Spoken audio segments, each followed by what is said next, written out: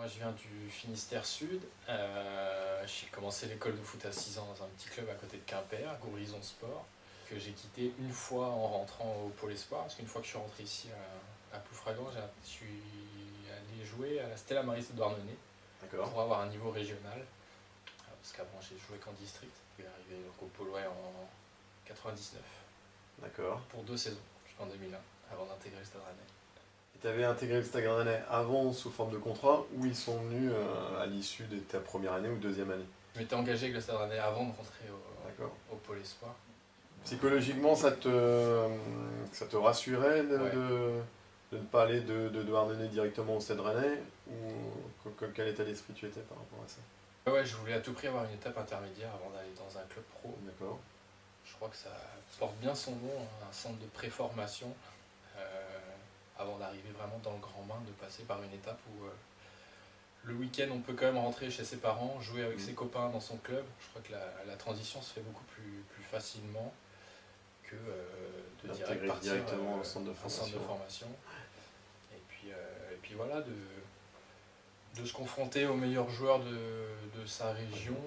Alors moi venant d'un petit club, c'était aussi une étape intermédiaire avant de rentrer dans un club professionnel qui recrute nationalement, voire même internationalement.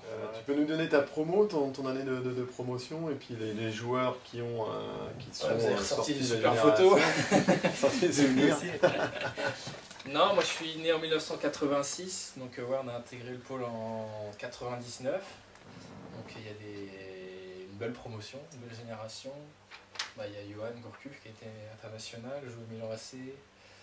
Sylvain Marvaux qui a joué au Stade Rennais, en Angleterre, Newcastle, à Guingamp, Lorient plus récemment, Frédéric Samaritano formé au FC Nantes, qui est à Dijon aujourd'hui, qui a joué la Ligue des Champions avec le JOCR. Damien Perkis qui est aujourd'hui le gardien du capitaine aussi de Valenciennes en Ligue 2. Il y a Julien Pinard qui a eu un contrat professionnel au FC Lorient aussi. Ça faisait sur une promo de 20, c'est quand même. C'est quand même à cet âge-là, c'est pas mal. D'avoir et de recruter, d'avoir les meilleurs joueurs bretons. Tu nous en as parlé un petit peu tout à l'heure sur le Pôle Espoir, ce que ça a pu t'apporter. Avant ton entrée en centre, alors c'est cette préparation, ces 2 années intermédiaires, qu'est-ce que tu as découvert au centre et qu'est-ce qui a pu t'aider quand tu es venu le pôle? Déjà de m'entraîner tous les jours.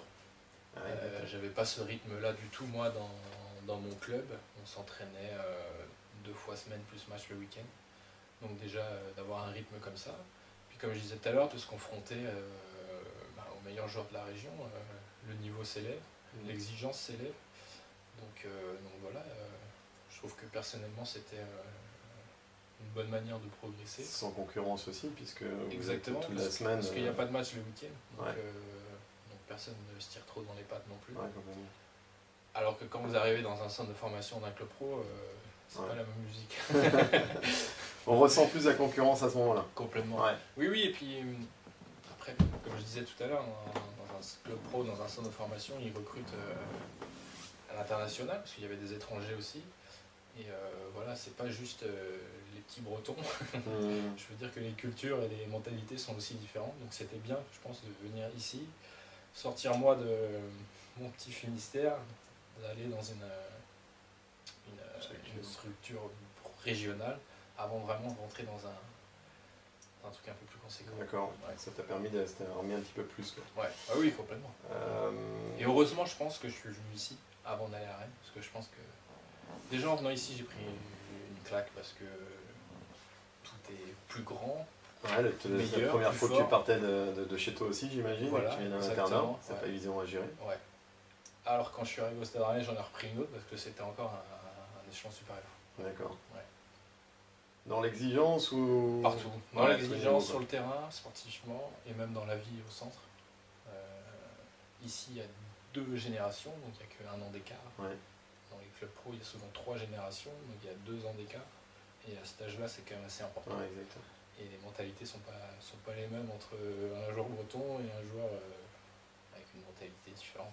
Et dans les bons souvenirs du Pôle Espoir, ou mauvais souvenirs, peu importe, est-ce que tu as des choses qui te remontent à la surface après 20 ans? Non, mais que des bons souvenirs. J'en revois encore certains aujourd'hui. J'ai pas vraiment de bêtises, mais il y avait vraiment plutôt un bon esprit de camaraderie. C'est vrai, comme on disait tout à l'heure, comme il n'y a pas de match le week-end, il n'y a pas de concurrence. Donc ça évite quelques petits problèmes d'ego. Exactement, ouais, c'est vrai, c'est important ça. Ouais. Et non, vraiment des bons souvenirs, de belles années qui m'ont beaucoup servi, en tout cas pour la suite. Ouais, vraiment.